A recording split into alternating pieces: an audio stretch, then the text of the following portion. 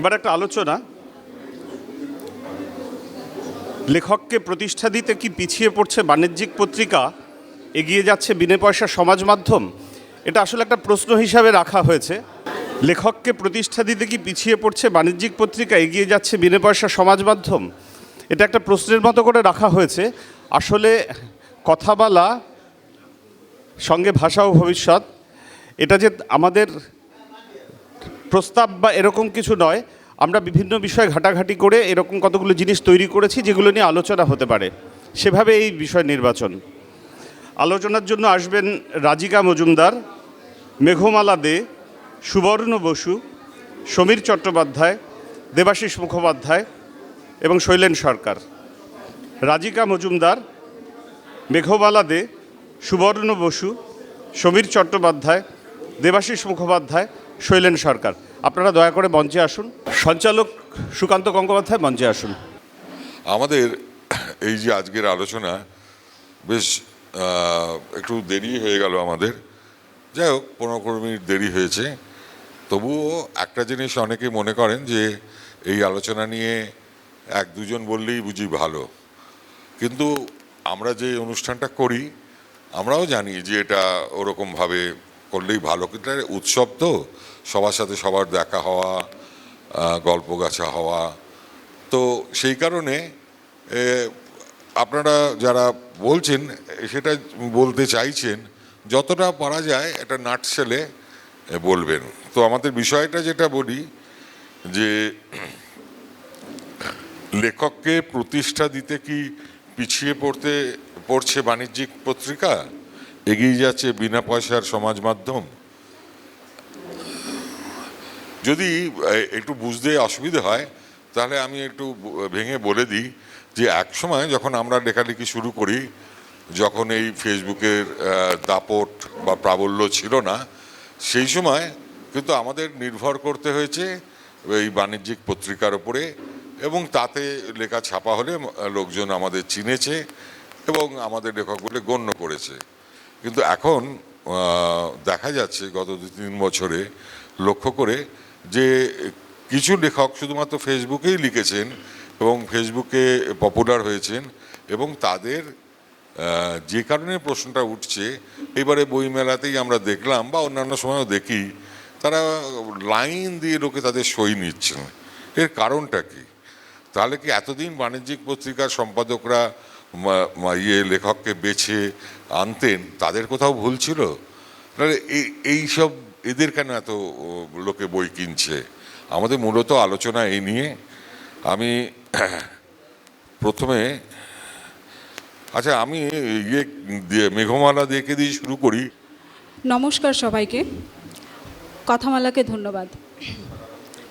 যে বিষয়টা নিয়ে আমাকে বলতে বলা হলো, এই ব্যাপারটা আমি যে জায়গায় থাকি, আমি যে ভূখণ্ড থেকে এসেছি, উত্তর পূর্বের আসাম, তার একটা ছোট্ট শহর শিলচর, সেখানে এই বাণিজ্যিক পত্রিকার ব্যাপারটাই নেই, আজ অবধি নেই, এখন পর্যন্ত নেই। কাজেই বাণিজ্যিক পত্রিকা কিভাবে লেখককে প্রতিষ্ঠিত করে সেটা আমাদের জানা নেই, এবং আমরা জানি লেখককে প্রতিষ্ঠা দেন পাঠক। সেখানে যে মাঝখানে বাণিজ্যিক পত্রিকা বলে কিছু আছে অথবা গণমাধ্যম দিচ্ছে, ওই ধরনের ধারণায় এখন পর্যন্ত আমরা বিশ্বাসী হয়ে উঠতে পারিনি, এবং সেটার কারণ আমাদের ভৌগোলিক অবস্থান। লেখক যখন লিখছেন আমাদের এখানে, আমাদের সবচেয়ে বড় সংকট এটা ভাবতে পারেন, আমরা বাংলা সাহিত্য চর্চা করি এবং আমরা বাংলা ভাষায় কথা বলার জন্য আমাদের লড়াই করতে হয়, লেখার জন্য লড়াই করতে হয়।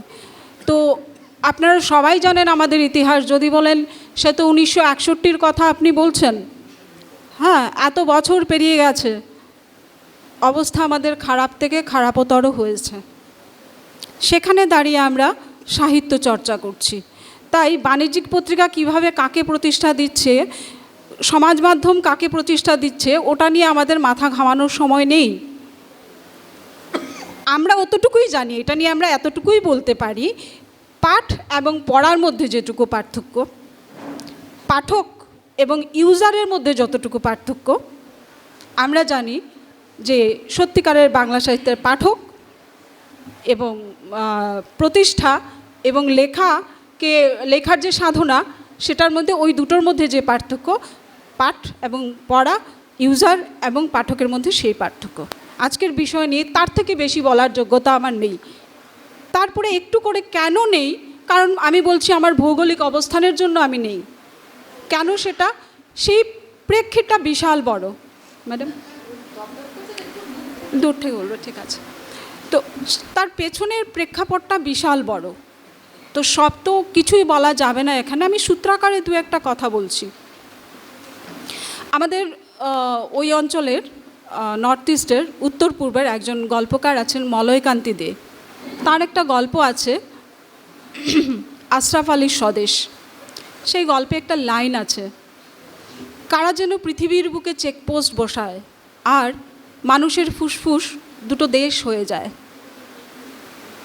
তো সেই দেশভাগের যে ফুসফুস কাটার যে রক্তক্ষরণ, সেটা অবিরত এখনও আমাদের মধ্যে। আমাকে কালকেই একজন জিজ্ঞেস করছিলেন এখানে আসার পরে, ও আপনি শিলচর থেকে এসছেন? হ্যাঁ। তার আগে আপনাদের বাড়ি কোথায় ছিল? মানে এখানকারই আমার সহযাত্রী একজন বলছেন যে তার আগে আপনাদের বাড়ি কোথায় ছিল? আমি বললাম আমাদের বাড়ি মানে বাবা ঠাকুরদারা কোথায় ছিলেন? তখন আমার মনে হয়েছে আমি বাঙালি, আমি সেই বাঙালি যার পরিচয় দিতে এখনও আমাকে আমার উত্তরপুরুষকে খোঁজা হয়। কেন? আমি আসামে থাকি, এটাই আমার আত্মপরিচয়। তো আমাদের আত্মপরিচয় খুঁজতে হয় কোথায়? সোশ্যাল মিডিয়ায় নয়, বা কোনো বাণিজ্যিক প্রতিষ্ঠানে নয়। আমাদের আত্মপরিচয় যে কেড়েছে বাস্তু ভিটে সেই কেড়েছে ভয়, আকাশ জুড়ে লেখা আমার আত্মপরিচয়। আমরা আমাদের আত্মপরিচয় এখনও আকাশেই লিখি। এইবার আমাদের সাহিত্য চর্চার কথা বলি। ওই ভূমিতে দাঁড়িয়ে আমরা বাংলা সাহিত্য চর্চা করছি, বাংলায় লিখছি। সেই ভূমির বাঙালিদের অবস্থা কেমন? গত মাসের কথা বলি, গত মাস না, এই মাসেরই কথা এটা, যেখানে আমাদের রাজ্যের প্রধান বলেন যে আপনি যদি রিক্সা চড়েন, 5 টাকা যদি রিক্সা ভাড়া হয়, আর সেখানে রিক্সা যিনি চালান, আমি যিনি বলছি, আমি কথাটা বলার সময় যিনি বলছি, তখন যিনি শব্দটা ইউজ হয়নি। রিক্সা যিনি চালান তিনি যদি মিয়া হন, তাহলে 5 টাকার জায়গায় 4 টাকা দেবেন। আমাদের রাজ্য প্রধান বলে দিচ্ছেন। খনিতে যখন মারা যাচ্ছে 4 দিন আগে মানুষ, রাজ্যের তরফ থেকে ঘোষণা করা হচ্ছে যে তাদেরকে টাকা দেওয়া হবে, কিন্তু তার আগে জেনে নেওয়া হবে তার পরিচয়টা। সেই জায়গায় দাঁড়িয়ে আমরা সেই বাঙালি আমরা। তো আমরা যখন গল্প লিখব, আমাদের গল্প স্বাভাবিকভাবে একটু অন্য রকমের হবে। শুধু রাজনৈতিক কারণের জন্য বলছি না, আমাদের ভৌগোলিক কারণ, যেটা আমি প্রথমেই বলেছি। আমরা যখন উত্তর পূর্বের গল্প বলি, উত্তর পূর্বের গল্প মানে হচ্ছে 7টা রাজ্যকে একসঙ্গে করে আমরা বলছি। 7টা রাজ্য মিলে হচ্ছে উত্তর পূর্ব, এবং আমরা আমাদের জীবনে যাপনে এত বেশি জড়িয়ে আছি যে 7টা রাজ্যের সমস্ত সমস্যা, তারপর সংস্কৃতি, ভাষা, জীবনযাপন সমস্ত কিছু মিলেমিশে একাকার হয়ে আমরা বাঁচি। এই জন্য আমাদের ওখানে যখন বাংলা গল্প লেখা হয়, দেখবেন ওখানকার বাংলা গল্পের নাম হয়ে যাচ্ছে নিঝুম মাইলংডিসা। মাইলংডিসা শব্দটা কোত্থেকে আসছে? গল্পের নাম হয়ে যাচ্ছে গঙ্গাচরণের চংপ্র্যাং। চংপ্র্যাং শব্দটা কোত্থেকে আসছে? গল্পের নাম হয়ে যাচ্ছে পু ঘোষ। পু শব্দের অর্থ হচ্ছে মিস্টার ঘোষ, কিন্তু আমরা মিলিয়ে দিচ্ছি, ঘোষ মহাশয় বলছি না, বলছি পু ঘোষ। পু মানে হচ্ছে মিস্টার বাংলা গল্পে।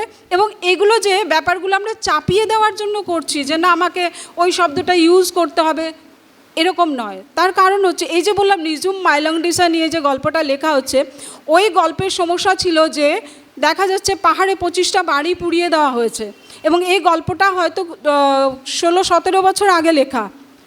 তো এই গল্পে দেখা যাচ্ছে যে 17টা বাড়ি পোড়ানো হয়েছে পাহাড়ে, এবং ওই গল্পটা লেখা হচ্ছে নিজুম মাইলংডিসা, এবং গত ডিসেম্বরের 20 তারিখে এই ঘটনারই পুনরাবৃত্তি আবার ঘটেছে ওই পাহাড়েই। তাহলে কি করে বলি আমরা চাপানো বিষয় শুধুমাত্র শব্দ ধার করার জন্য নিয়ে আসছি, একটা গল্প লিখে ফেলছি? এটা নয়। গুলি অথবা গুলির শব্দ বলে একটা গল্প আছে। আমাদের জীবনযাপনকে তুলে আনার জন্য ভাবুন, একটা বাচ্চা কিশোর, তার একটা কিশোর ছেলে, তার পেশা হচ্ছে সে গুলির কার্তুজ কুড়িয়ে বেড়ায়, তার শৈশব কাটে গুলির কার্তুজ কুড়িয়ে। আমাদের গল্পের বিষয়ে উঠে আসে, বাচ্চাদের শৈশব উঠে আসে এইভাবে। কেন? এটা আমাদের জাতিদাঙ্গা, আমাদের প্রতিদিনের ব্যাপার। এখন কি করে জাতিদাঙ্গা প্রতিদিনের ব্যাপার হয়ে আমাদের গল্পে চলে আসছে? ওই যে বললাম 47-এর দেশ ভাগ, যেটা মানুষের ফুসফুস কাটা হয়েছিল, একটা ফুসফুসকে দুটা ফুসফুস করা হয়েছিল বলা হয়েছিল, তারও বহু আগে 1874-এ শুরু হয়েছিল। আমি সময় বেশি নিলে আমাকে থামিয়ে দেবেন প্লিজ, আমি তো বলে যাচ্ছি। আমি কি থামবো? গুটিয়ে 10 মিনিট। তো শুরু হয়েছিল 1874-এ। তখন কি করা হয়েছিল, আসামে ইংরেজরা বাংলা ভাষাকে সরকারি ভাষা ঘোষণা করে দিয়েছিলেন, যার ফলে সেই সময় থেকে কিন্তু সমস্যার সূত্রপাতটা শুরু হয়ে গেল, যে বৌদ্ধিক স্তরে পিছিয়ে পড়ার একটা ভয়। এবং তারপরে যখন 47-এর দেশ ভাগ হলো, এই ভয়টা আরও বেশি চেপে বসলো, যে এইভাবে কিন্তু কি হবে, আমাদের যেহেতু আমাদের ভৌগোলিক অবস্থানটা এই রকম, আসামের যে উত্তর দিকে তিব্বত আর দক্ষিণ দিকে হচ্ছে ব্রহ্মদেশ, এবং বাকি যে বন্ধ আছে ওই দুটো রাস্তা, এবং যে দুটো রাস্তা খোলা আছে পূর্ব এবং পশ্চিম, একদিকে হচ্ছে পশ্চিমবঙ্গ, একদিকে হচ্ছে বাংলাদেশ। তো সেক্ষেত্রে যে দুটো পথ খোলা আছে দুটোই বাংলাদেশের সঙ্গে আদান প্রদানের ব্যাপার রয়েছে। এটাও একটা ভৌগোলিক কারণেও আমাদের অনেকটা কোণঠাসা হতে হয়েছে এই অবস্থানের জন্য। তো হয়েছে কি, যে আমরা কি হয়েছে, আমরা অনবরত একটা দেশ, একটা স্থায়ী ঠিকানা খুঁজে বেড়াচ্ছি। আমাদের ওখানকার শ্রদ্ধেয় গল্পকার রণবীর পুরকায়স্থ আছেন, ওনার একটা গল্পের নাম স্থায়ী ঠিকানা। ওখানে আমাদের তিনি বলছেন জন্ম বেদুইন। আমরা কি করছি, বিরক্ত হয়ে একসময় চলে আসছি পশ্চিমবঙ্গে, না ওখানে একটা বাঙালি পরিবেশে আমরা থাকবো। একটু আগের গল্পটায় দেখলাম যে সে এসে এখানে জমিদার হয়ে গেছে। তো গল্পটা শুনতে শুনতে আমার মনে হচ্ছিল যে আসাম থেকে যে খেদা খেয়ে এখানে এসে জমিদার হয়েছে, তার বাড়িতে সে যখন তার ধন্যবাদ দিচ্ছে যে দেশভাগ হয়েছিল, আসাম থেকে এসে যে ধন্যবাদ দিয়েছে দেশভাগ হয়েছিল যার জন্য এখানে এসে আমি জমিদার হয়েছি, আমার মনে হয় তার একবার হলেও মনে হবে যে তার বাড়িতে যে দুটো মেয়ে আছে, এই গল্পেই আছে যিনি বললেন একটু আগে, তার বাড়িতে যে দুটো মেয়ে আছে এবং এটা নিয়ে সে নিশ্চিন্তে আছে, এটাও মনে হয় একবার মনে হবে। আসামে থাকলে মনে হতো বাড়িতে ইয়ং মেয়ে আছে না আপনার। কান্তারভূষণ নন্দীর একটা গল্প আছে গড়ের, এখানে বাঙালি, অসহায় বাঙালি যাচ্ছে কোথায়, আরেক বাঙালি নেতার কাছে গিয়ে বলছে, সাহায্য চাইছে যখন তাড়িত হয়ে, তখন বাঙালি নেতা কি বলছে, আপনিও বাঙালি আমিও বাঙালি, আপনার প্রতি আমার সহমর্মিতা থাকবেই, কিন্তু ওরা আমাকে ভোটে জিতিয়েছে, আমার কিছু করার নেই। বাড়িতে ইয়ং মেয়ে আছে না আপনার, কথাটা শেষ হচ্ছে বাড়িতে ইয়ং মেয়ে আছে না আপনার, কোথায় যাবে? সেও স্বপ্ন দেখছে, সেই মধ্যবিত্ত স্বপ্ন দেখছে কলকাতায় আসবে। তো যে কলকাতায় আসার পরে কি হচ্ছে, এখানে যদি আমি আবার সেই স্থায়ী ঠিকানা গল্পে ফিরে আসি, দেখা যাচ্ছে স্থায়ী ঠিকানা গল্পে যিনি এসছেন তিনি ওই মমত্বটা ছাড়তে পারেননি তার বরাক ভূমির। তিনি এসে কি করেছেন, এখান থেকে জমি কিনেছেন বরাক ভূমির, বরাক ভ্যালিতে, এবং যখন লিগেসি কোড তিনি ইন্টারনেট থেকে 11 সংখ্যার লিগাসি কোড পরম যত্নে রাখছেন, এটাই আমার পরিচয়। এবং লিগাসি কোড নাম্বারের সঙ্গে যখন তিনি ওই কাগজ জমা দিতে যাচ্ছেন জমি কেনার, দেখা যাচ্ছে যে ওই জমি অনেক আগেই তলিয়ে গেছে বরাকে। তারপরেও কিন্তু আবার সেই স্বদেশ বিশ্বাস গল্পের, স্থায়ী ঠিকানা গল্পের স্বদেশ বিশ্বাস, তিনি স্বপ্ন দেখেন তিনি আবার ফিরে যাবেন সেই বরাক উপত্যকায়। এ নিজের সঙ্গে নিজের লড়াই, নিজেকে নিজে প্রত্যাহ্বান করা। এবং গল্পের শেষে, স্থায়ী ঠিকানা গল্পের শেষে রণবীর পুরকায়স্থ বলছেন যে মানুষ আবার জাগবে, 1961-তে জেগেছিল, আবার অবশ্যই এনআরসির জন্য ডাকবে। ধন্যবাদ।